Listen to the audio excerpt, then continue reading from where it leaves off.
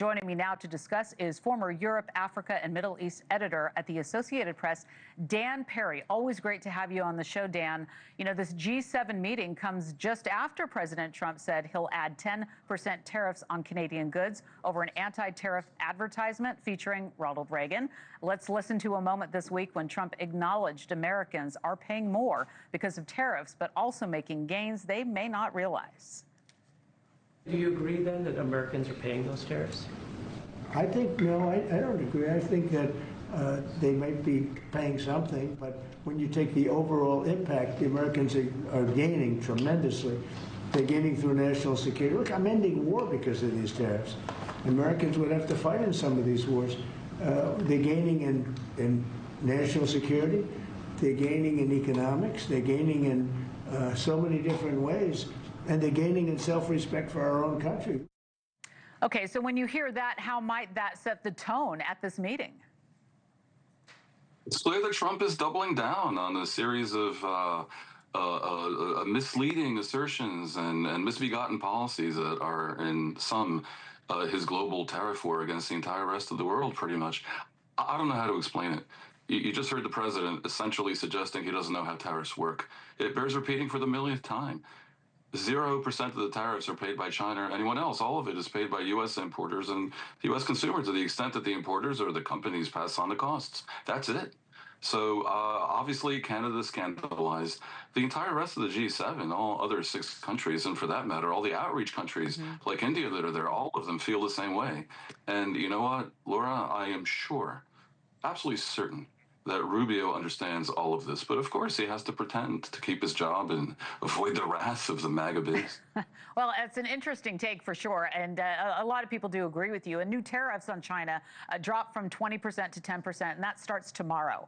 And this is what Treasury Secretary Scott Bessent said this morning, just today, about how that deal was reached. Let's listen. He got the Chinese to the table to negotiate on stopping the precursors for fentanyl drugs. If fentanyl, hundreds of thousands of Americans dying every year, is not an emergency, what is? On October 8th, Chinese threatened to put export controls on rare earth materials. He was able to threaten 100% tariffs, and we were able to negotiate that away.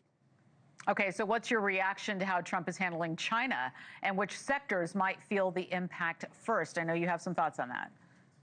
Well, I mean, the big questions like, you know, the AI chips and so forth weren't handled. These are rare earths that China was going to impede the export of and now won't for a year, I guess. That will help all kinds of U.S. industries. That is true, of course. And obviously China will buy a mountain of U.S. soybeans, that'll help farmers.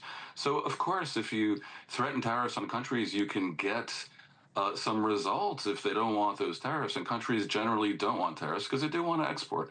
That's true. My point from before was simply that when the tariffs happen, it may indeed suppress the exports from a country to your country, but they will be paid by the U.S. consumer and U.S. companies, no doubt about that. The Chinese deal announced last week and a half ago, I guess, it was interesting. It was definitely something of a win for both sides and also a win for the world, because both countries reduced their mutual tariffs that had gone past 100% in this trade war, which promised or threatened to create all kinds of supply chain mayhem all over the global economy.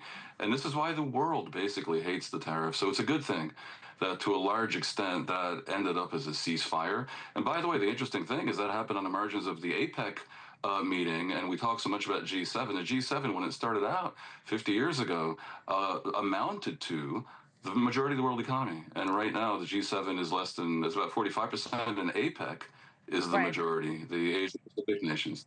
All right, listen, we're going to be watching it together. Former Europe, Africa, and Middle East editor at the Associated Press, Dan Perry, great to have you on the show. Thank you very much for joining us. Thank you for watching. Subscribe below and download our NewsNation app right now on your phone, and you will get fact-based, unbiased news for all Americans.